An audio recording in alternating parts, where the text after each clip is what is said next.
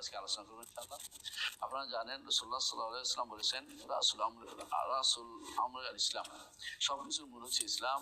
ওয়া আমুদুহু as-সালাহ, তার মূল আমুদ বলা হচ্ছে যেটা যে এমন যেটা স্তম্ভ হচ্ছে সালাত, আর সবচেয়ে উচ্চ শৃঙ্গ হচ্ছে আল্লাহর রাস্তায় জিহাদ করা।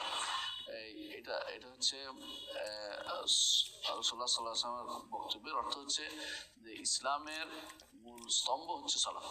ইসলামের মূল স্তম্ভ হচ্ছে সালাত, এবং এটা ফরজ, স্থায়ী ফরজ, কখনো কোনো অবস্থাতে সেটা বাদ পড়ে না। অসুস্থ হলেও পড়তে হয়, যতক্ষণ হুঁশ আছে ততক্ষণ সালাত আদায় করতে হয়, অসুস্থ হলেও পড়তে হয়, এমনকি যুদ্ধের সময় ভয়ের মধ্যেও সে সালাত আদায় করতে হয়। আল্লাহ তাআলা বলেছেন হাফিজু আলা সালাওয়াত ওয়াস সালাতুল উসতা ওয়া কুমু লিল্লাহি কানিতিন ফাইন খিফতুম ফারিজালান আও রুকবানা ফাইজা আমিনতুম ফাজকুরুল্লাহ কামা আল্লামাকুম মা লাম তাকুনু তা'লামুন। আল্লাহ তাআলা এই আয়াতে আমাদেরকে সালাত সমূহ যথাযথভাবে আদায় করার নির্দেশনা দিচ্ছেন এবং বলছেন যে যদি ভয় পাও তাহলে দাঁড়িয়ে হাঁটা অবস্থায় অথবা চড়া অবস্থায়, দাঁড়িয়ে অবস্থায় অথবা কোনো বাহনের উপরে হলে তোমাদের করতে হবে। তারপর যখন নিরাপদ হবে তখন আবার যেভাবে আল্লাহ শিখিয়ে দেন সেভাবে সালাত আদায় করতে হবে। এর অর্থ হচ্ছে সালাত কখনো বাদ যাবে না। কালিমার মতোই, কালিমা যেমন কখনো বাদ যেতে পারে না, সালাতও কখনো বাদ যেতে পারে না।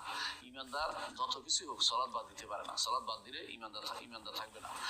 সালাত হচ্ছে এমন একটি ফরজ যেটা আল্লাহ তাআলা প্রথম ইমানের পরে প্রথম ফরজ করেছেন, এবং